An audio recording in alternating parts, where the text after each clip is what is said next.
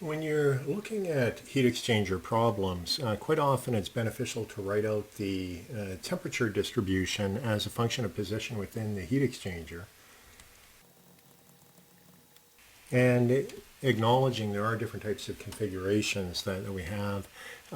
Quite often this is assuming that we have a double pipe type configuration, but it does help the student of heat transfer get an idea in terms of what is happening within the heat exchanger.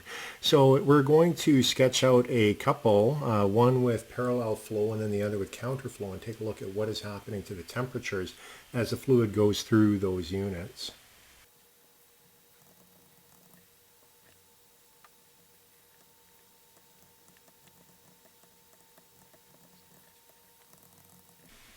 So what we have here is a schematic showing the case of parallel flow, and we have a couple of different temperatures on here. And first of all, you'll notice the inlet to the heat exchanger is over here, and we have our hot fluid coming in and a cold fluid coming in. And typically what we'll do is we will label this T hot in and this T cold in, and then this will be T hot out and T cold out.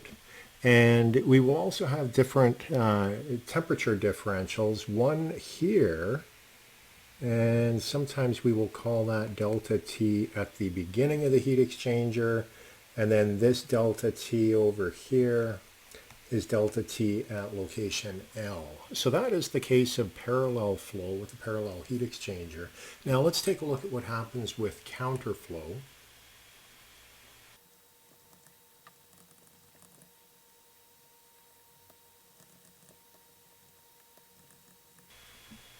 Now, when we have a counterflow heat exchanger, a couple of things that you will notice. First of all, if you look at the cold fluid, so it's coming in over here, it can actually exit the heat exchanger at a temperature that is higher than the exit temperature of the hot fluid. So that is one thing when you have counterflow.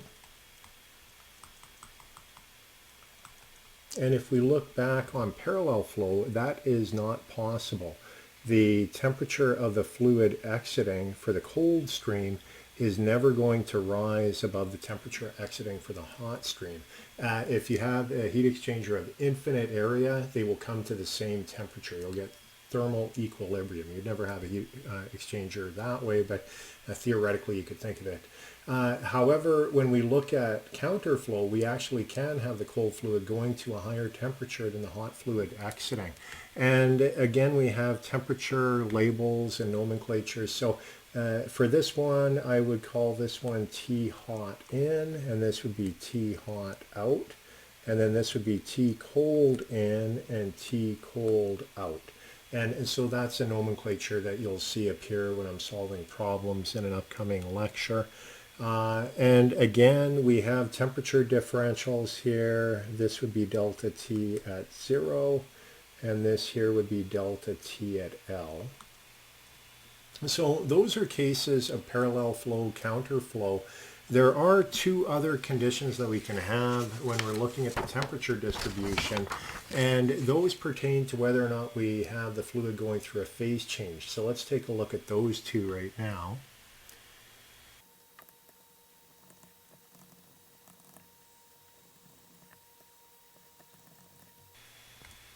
So the first unit that we're going to look at, this is a condensing unit. And you recall from earlier lectures, we've looked at the process of condensing. And what is happening here is our cold fluid stream is entering, so that would be T cold in, T cold out. And as our other fluid is going through a phase change process, the cold fluid is heating up. And consequently, again, we can have, and what you'll notice is T hot in, T hot out could be in either one, but it's not going to change because we're going through a phase change. Whenever we go through a phase change, the temperature is constant. So that's what a condensing unit would look like. And I guess this could also be T hot in, and that could be T hot in as well. So it could be either way. What we have here, this is our delta T at 0, and then this here is our delta T at L. So that's a condensing unit. And then finally the last one that we'll look at for the temperature distribution is that when we have boiling.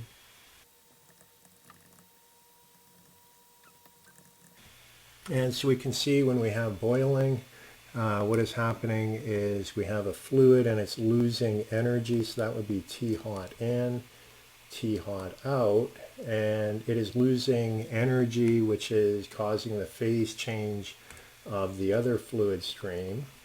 And so that would be at the saturation temperature. I'll just do Tsat.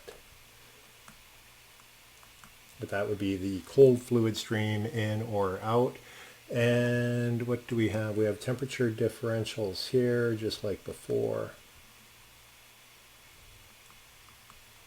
So those are temperature diagrams. Sometimes it helps to draw them out. I don't always do it because after solving a lot of these problems, you start to just kind of, you get a little sloppy, I guess you could say. But I will write them out when I solve the problems in the lectures.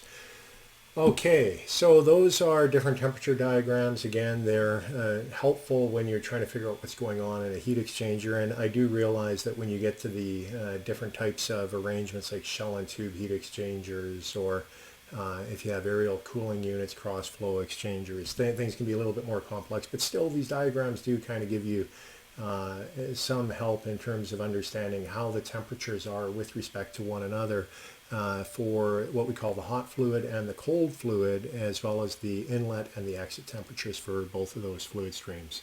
So those are temperature distributions. What we're going to do in the next segment, we're going to take a look at the overall heat transfer coefficient, which is quite often used in heat exchangers, and we will use it later on when we do the NTU analysis, effectiveness NTU analysis. But that will be what we'll be covering in the next segment.